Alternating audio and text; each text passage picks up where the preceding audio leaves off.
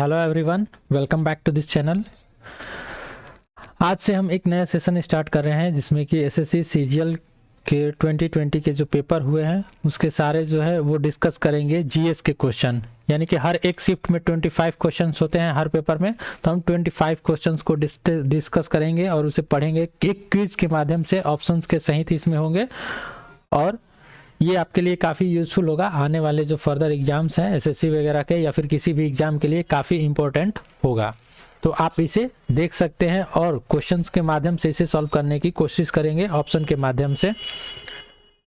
यह SSC CGL का GK के प्रश्न है यानी कि जनरल नॉलेज, जनरल अवेयरनेस जिसे जीए कहा जाता है, और 13 अगस्त 2021 को यह हेल्ड कराया गया था। फर्स्ट शिफ्ट का टोटल 25 इसमें क्वेश्चन होंगे और काफ़ी इंपॉर्टेंट क्वेश्चंस होंगे जिसके कि हम डिटेल्ड वाइज भी इसमें चर्चा करेंगे।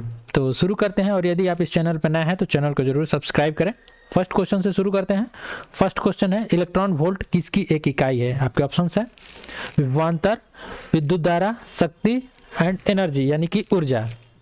चार ऑप्शंस हैं। तो आप जानते हैं विभवांतर जिसे विभव कहा जाता है, जिसका एसआई यूनिट वोल्ट होता है, और तो ये तो बिल्कुल नहीं होगा। और एक पहले इलेक्ट्रॉन वोल्ट के बारे में जान ले। इलेक्ट्रॉन वोल्ट होता क्या है, जिसे कि ईवी से डिनोट करा जाता है। यह एक वर्क ही होता है। तो वर्क का एसआई यूनिट जो होता है वो एनर्जी होता है, तो इसीलिए ऊर्जा होता है। ऊर्जा का एसआई यूनिट जो होता है वो जूल होता है। तो इलेक्ट्रॉन वोल्ट जूल के इक्वल होता है, इसीलिए हम ऊर्जा के एसआई मात्रक में ही हम इसे काउंट करते हैं। एसआई यूनिट नहीं बल्कि एक यूनिट के रूप में काउंट करते हैं इलेक्ट्रॉन वोल्ट को। शक्ति का आप जानते ही हैं वाट होता है।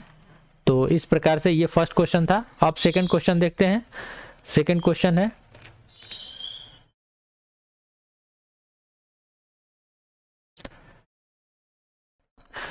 यह करंट अफेयर का एक क्वेश्चन है जो कि पूछा गया था पेपर में। दिसंबर 2020 में गृह मंत्रालय ने सशस्त्र सीमा बल अधिनियम 1958 के तहत पूरे किस राज्य को 6 महीने के लिए अशांत क्षेत्र घोषित कर दिया है? यह जो है अक्सर आप देखने को मिलेगा, न्यूज़ वगैरह पढ़ते होंगे तो नागालैंड जो राज्य है, नागालैंड जो स्टेट है, यह यहाँ पे आसपा लगा दिया जाता है यानी कि सशस्त्र सीमा बल अधिनियम 1958 जिसे कहा जाता है।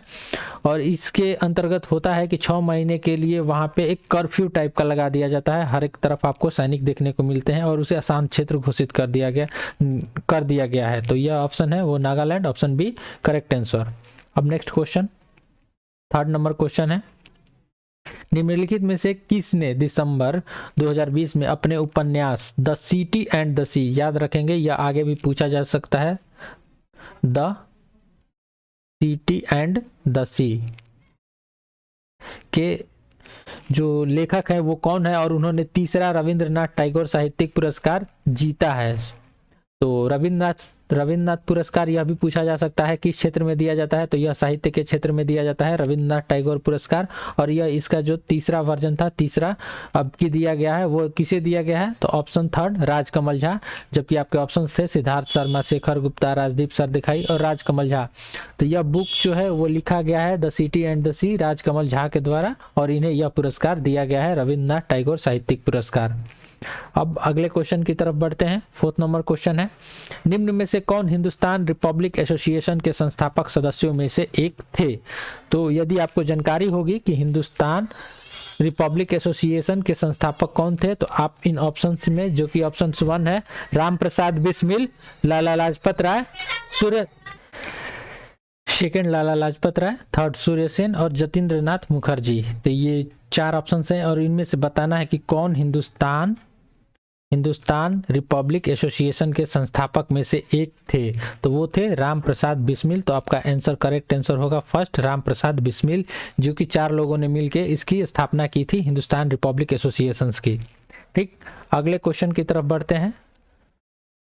5 नंबर क्वेश्चन है, निम्नलिखित में से कौन सी ऐसी प्रक्रिया है जिसमें गर्म, यह एक फिजिक्स यानी कि साइंस का क्वेश्चन है, गर्म कम सघन पदार्थ ऊपर की ओर उठते हैं तथा उन्हें अधिक सघन पदार्थों द्वारा प्रतिस्थापित कर दिया जाता है। सघन यानी कि होता है डेंसिटी। ठीक, और आपके ऑप्शन है ए संवहन, बी संघनन, सी विकिरण और डी चालन। तो यदि आप इन चारों की परिभाषा समझते होंगे तो आप इसे इजीली वे में समझ सकते हैं। और इसका करेक्ट आंसर जो होगा संवहन होगा, संवहन इसका करेक्ट आंसर होगा। अब अगले क्वेश्चन की तरफ बढ़ते हैं। नेक्स्ट है 6 नंबर क्वेश्चन, निम्नलिखित में से कौन 2021 के पद्म विभूषण पुरस्कार के विजेता हैं? तो पद्म विभूषण पुरस्कार जो 2021 में मिला था उनमें से लगभग 100 कितने लोगों को तो मिला था, ये इसका एग्जैक्ट नहीं याद है, लेकिन यहाँ पे फर्स्ट देखे सुमित्रा महाजन, बी मोमा दास, सी सुदर्शन साहू और डी तारलोचन सिंह। सॉरी, यहाँ पे पद्म विभूषण पुरस्कार जो है वो टोटल 7 लोगों को मिला है, जिनमें से कि एसपी बालसुब्रमण्यम है, वो संगीत के क्षेत्र से मिला था। नरेंद्र सिंह कपानी जो कि यह साइंस के क्षेत्र से रिलेटेड हैं। बीबी लाल थर्ड है। चौथा Shinzo Abe, BM Hegde, Wahiduddin Khan और सुदर्शन साहू। तो यहाँ पे 7 लोगों को टोटल मिला है पद्म विभूषण पुरस्कार, अगले एग्जाम्स में पूछा जा सकता है। तो इसका करेक्ट आंसर होगा वो सुदर्शन साहू करेक्ट आंसर होगा। अब बढ़ते हैं अगले क्वेश्चन की तरफ। 7 नंबर क्वेश्चन है, निम्नलिखित में से किसने 1979 में भारत के प्रधानमंत्री मोरारजी देसाई की जगह ली? तो यदि आप जानते होंगे कि भारत के प्रधानमंत्री सिलसिलेवार क्रम से कब कब कौन कौन थे, तो आपको यह आसानी से याद होगा। ऑप्शन है जगजीवन राम, चंद्रशेखर, चरण सिंह और देवीलाल। तो आपको याद होगा तो चौधरी चरण सिंह 1979 में और 1979 से 80 तक, यानी कि इनका कार्यकाल ओनली 1 ईयर का रहा था। चौधरी चरण सिंह जो कि मोरारजी देसाई के बाद भारत के प्रधानमंत्री बने थे। तो option C is the correct answer. अब अगले क्वेश्चन की तरफ बढ़ते हैं। 8 नंबर क्वेश्चन है, स्वामी दयानंद सरस्वती के संबंध में निम्नलिखित में से कौन सा कथन सत्य है? तो यहाँ पे हमें बताना है कि स्वामी दयानंद सरस्वती के संबंध में निम्नलिखित में से कौन सा कथन सत्य है। सॉरी, यहाँ पे असत्य होगा। तो ऑप्शन है, उन्होंने सत्यार्थ प्रकाश की पुस्तक लिखी थी। सत्यार्थ प्रकाश पुस्तक किसके द्वारा लिखी गई थी?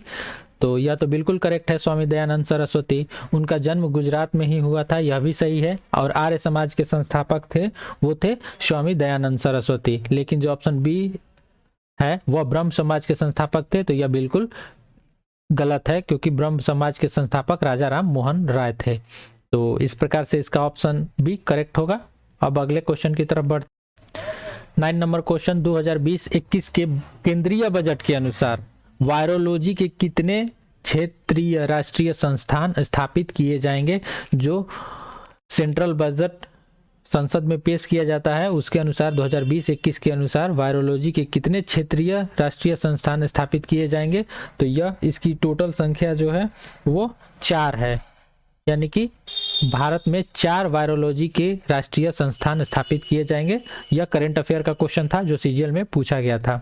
अब अगले क्वेश्चन की तरफ बढ़ 11 नंबर क्वेश्चन, कौन गुर्दे की संरचनात्मक और कार्यात्मक इकाई है?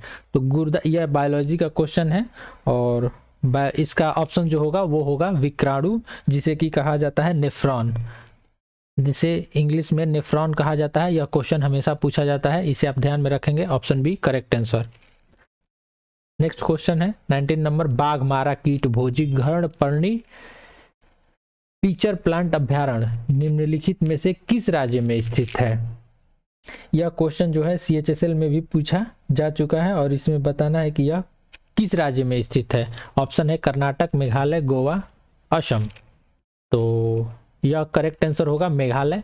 मेघालय स्टेट के बारे में आपको जानकारी होनी चाहिए। और जो यह अभ्यारण्य आजकल पूछे जाते हैं, ये काफ़ी फेमस क्वेश्चन है। इस प्रकार के क्वेश्चन बहुत सारे पूछे जाते हैं। बाघमारा कीट भोजी घर्णपर्णी पीचर प्लांट अभ्यारण्य वह कहाँ है? तो मेघालय में है। हो सकता है आगे भी यह क्वेश्चन पूछा जा सके।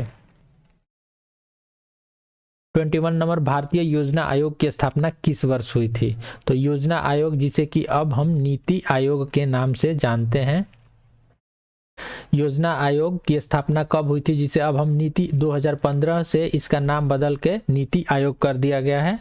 और यह जो है 1950 में इसकी स्थापना करी गई थी भारतीय योजना आयोग की। यह हमेशा क्वेश्चन पूछा जाता है। और इसका जो नया नाम नीति आयोग है, जो 2015 में बदल के नीति आयोग कर दिया गया था योजना आयोग को। योजना वही है, आयोग वही है, बस इसका नाम बदल के योजना आयोग नीति आयोग कर दिया गया है। नेक्स्ट क्वेश्चन है, लंदन में द्वितीय गोलमेज सम्मेलन निम्नलिखित में से किस वर्ष आयोजित किया गया? तो गोलमेज सम्मेलन के बारे में आपको जानकारी होनी चाहिए। यह गोलमेज सम्मेलन अब तक 3 बार आयोजित किया गया था। First 1930, second 1931, third 1932।